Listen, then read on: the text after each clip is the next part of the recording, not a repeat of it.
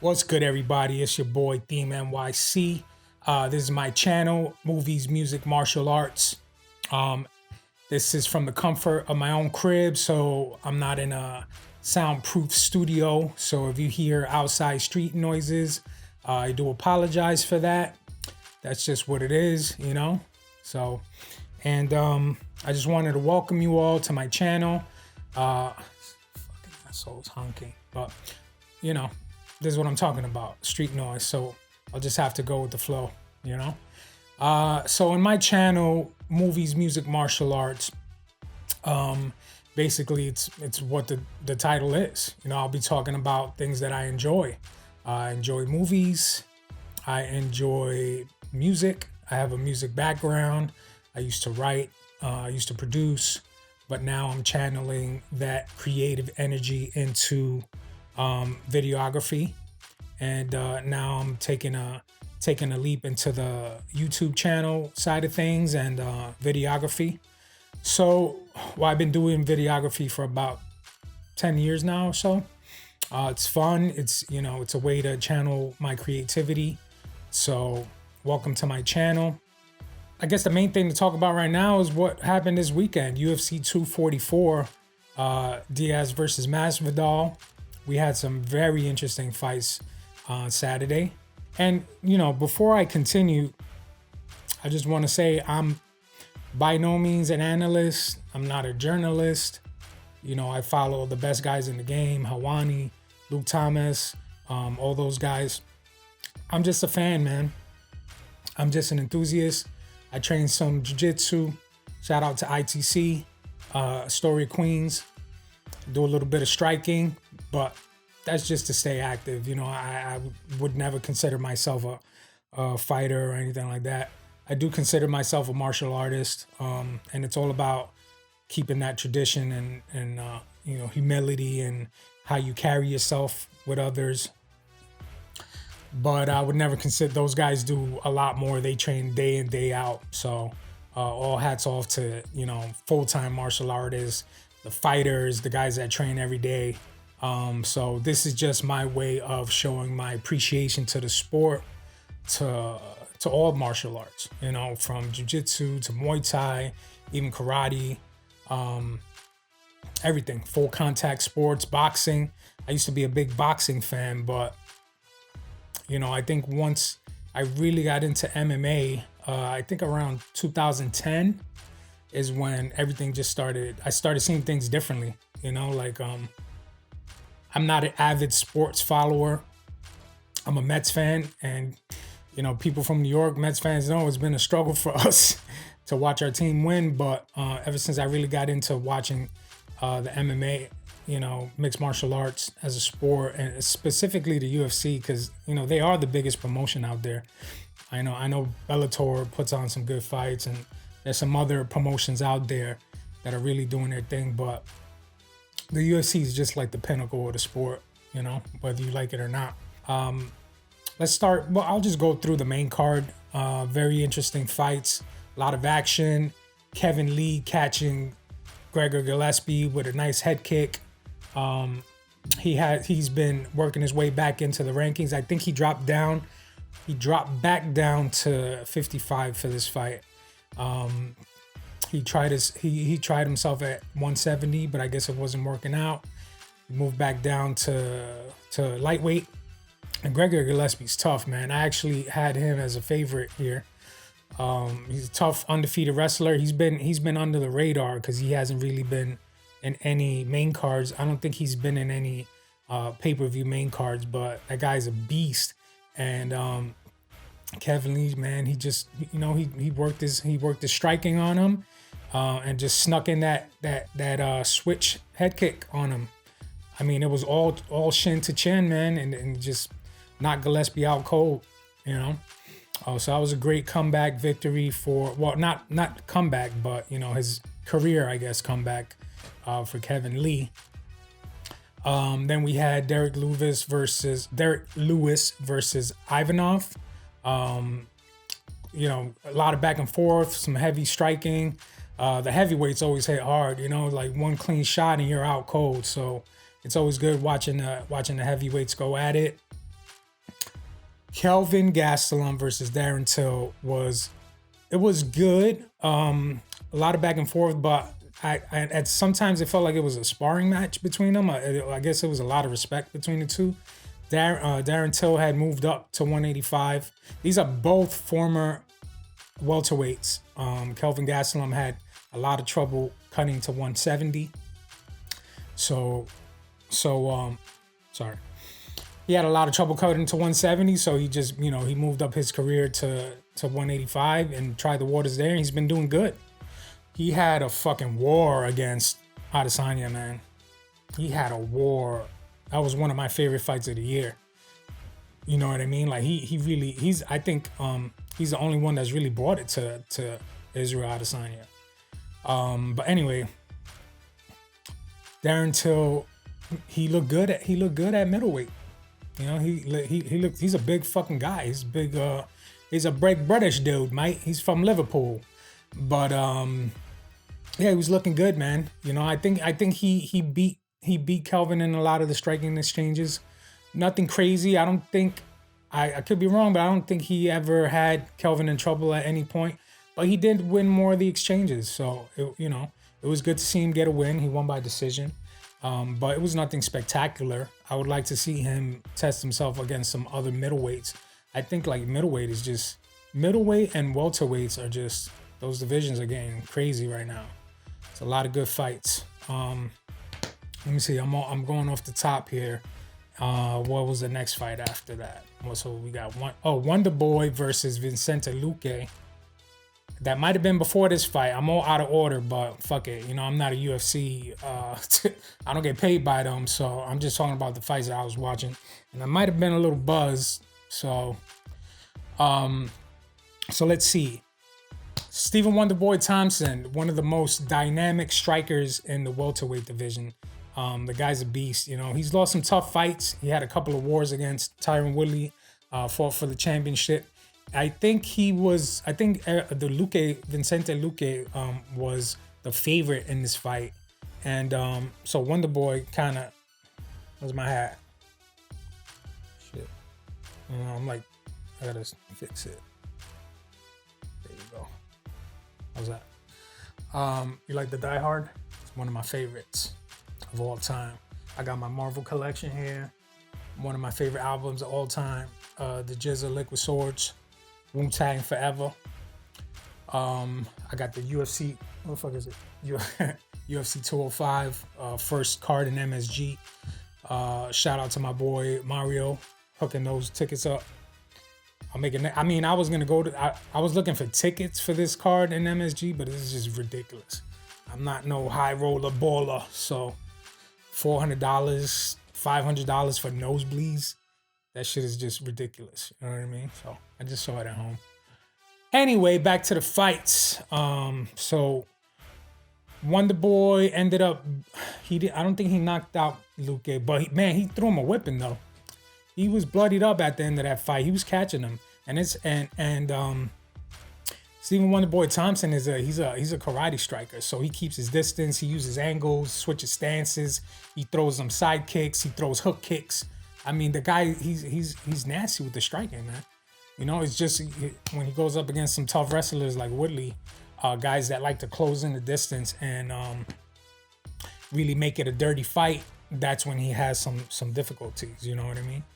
But other than that, Wonderboy Thompson, he did his thing on Saturday. He got his back on the win column, and he looked good. Overall, he looked great, Nothing crazy out of that fight, but it was still entertaining. Let me see. I don't want to babble on too much about the fights, but I will get into the main event. Motherfucking representing the 305, Jorge Masvidal, the Miami Goon. Dude is a goon. You know what I mean? He's from the hood. He's from the 305. He used to fight in them backyard brawls with Kimbo Slice back in the days, back when them cheap video footages, they used to come out there. But rest in peace to Kimbo. He's a legend. But yeah, man, they got footage of Masvidal doing this thing in them backyard brawls. And when all they used to do was stand and bang, there was no going to the ground. There was no, jiu-jitsu. It was just fucking beating the shit out of each other. scrapping. But now I've been watching Masvidal for years, man. He's had some tough decision losses, but he's always been a well-rounded guy. So he's calling it the resurrection. This is his resurrection. You know, he took a while. He took some time off. He got his mind right. He came back at 170. Fought some really good fights. I mean, the fight against Darren Till, knocked out Darren Till. You know what I mean? Then the fucking head kick. The flying knee against Ben Askren, fastest knockout in the UFC history. So yeah, he's on fire right now. Masvidal's that dude, man. Fuck. And then so anyway, but Nate Diaz, all-time legend. You know what I mean? The Diaz brothers they don't give a fuck. They don't give a fuck about cameras. They don't give a fuck about talking shit. You know what I mean? Nate Diaz, I'll take it back to the Conor fight. What happened? Conor was supposed to fight RDA, and the RDA got injured, so they came up with that Nate Diaz fight at the last minute. I think homeboy was on vacation in Mexico, fucking taking shots of tequila, gets the call. I think it was 2-week notice, comes in and just puts it on Conor. They both fought at 170, I think. It was 170 for the first fight. And then we all know what happened there. You know what I mean? Putting that pressure, man. Diaz brothers are known for their cardio and endurance. And they were they're savages. You know what I mean? The triathlon savages. So Nate ended up defeating Conor in that fight, and he shocked the world. Got the recognition he finally deserved, got the payday he deserved, and ever since then he's been kind of a star. You know what I mean? I don't think he wants all that glitz and glamour and cameras in his face. They're not about that, but they're about getting in your face, slapping you around, talking shit to you in the ring. They'll talk shit to you in the cage, not in front of a stage with people, whatever. But this fight with Masvidal, man, it was two fucking gangsters, just going at it. You know what I mean? But I think that Masvidal's striking was just too overwhelming for Nate. He threw in a lot of body kicks, a lot of body shots. You could see throughout the 3 rounds that they fought. It was a lot of shots to the body, a lot of elbows. I think so. What happened was Jorge dropped him in the first round with what the fuck he dropped him with. I think it was a combination, and then as Nate was going down, bam, head kick. So I think that's where he started getting cut up. He was bleeding since that first round, and then the second and third round was kind of the same shit. Masvidal was throwing a lot of elbows in the clinch. You know, he was doing that work, man. That guy's man. I wouldn't want to get into a fight with that motherfucker. But yeah, so then after the third round, Nate's cut opened up again, and I mean, like, this shit was just. I remember going to the kitchen, and then I'm ready for the next round to start, and then I see the ref waving off the fight because the doctor stoppage. I was like, what the fuck is this? I was like, what the fuck is going on here? You know what I mean? Like, who does that? And you know, it goes back to I'm a New Yorker, man. I've been a New Yorker my whole life. You know, New York till I die. But this New York commission is terrible. They're on that bullshit. And I'll say that straight up. You know, they need to get their shit together. Like, I get it. You're a doctor. You're looking out for the fighter's well-being. But you talking about Nate Diaz. You talking about Nate Diaz. Like, that guy is a Masvidal was even saying that he's a dog. Like, you gotta put that dog down. Nate was like, and I remember Nate looking at the doctor and the ref. He was like, I'm good. Let me go. And then so out of nowhere, they fucking called a fight. And then you hear the crowd going, you know what I mean? You hear the crowd getting mad, you know, like start booing, saying this is bullshit. And I'm like, what the fuck happened? So that was a little underwhelming. It kind of took away from George's shine, Jorge. And that was kind of fucked up because he did do his thing. He kind of outclassed him for 3 rounds. I'm not going to lie. In all respect to Nate, I know he'll come back. They want to run it back. So I look forward to that. You know what I mean? Hopefully they'll do it in Vegas at least in Vegas, they got fucking commission is a little better out there, but this commission out here is on that bullshit. It's that old school boxing commission. Like, I guess they're not used to MMA fights or some shit. I don't know, but they need to get that shit. This is the biggest city in the world, man. You got to get your shit together. NY, New York State Athletic Commission. But anyway, that was my shitty little, non-journalistic recap of UFC 244. I know I missed a lot. I'm just going off the head and whatever I remember, and plus this is like, keep straightening my hat. This is like my first real YouTube, channel video. So, hopefully there'll be more. I just wanted to, test the waters, see how it is. I'm not used to being in front. I'm used to being behind the camera, actually. I've done the podcasting a couple of times. They fell through, hasn't gone as planned, but I do have a couple of, things in the works. Just waiting for some things to come together, and hopefully, we'll get some podcasts in the works. But in the meantime, man, I just said, fuck it. I got this equipment lying around. I might as well do something with it. So yeah, UFC 244 was amazing. And yeah, looking forward to the next one. The fight nights, they're all good. They're all exciting. But shout out to Canelo. He did his thing. I saw his knockout. I saw the highlight of it. Canelo's a beast, man. I still got love for boxing. Don't get me wrong. I'm not some fucking bandwagon MMA fan now that the UFC's popping. No, I've been watching this shit for like more than a decade. I mean, I don't go way back to the old school Pride days. Like when UFC 1 came out, I think I was in the majority of like, oh my God, this shit is so violent. This is human cockfighting, like they used to call it. But man, this sport has really evolved. It is a sport. It is what do you call it? It's officiated. There's people, there's judges, there's referees. It's not a backyard fight. So stop hating, man. If you're an old school boxing head, you gotta open your mind a little bit. These are athletes. They train for a living.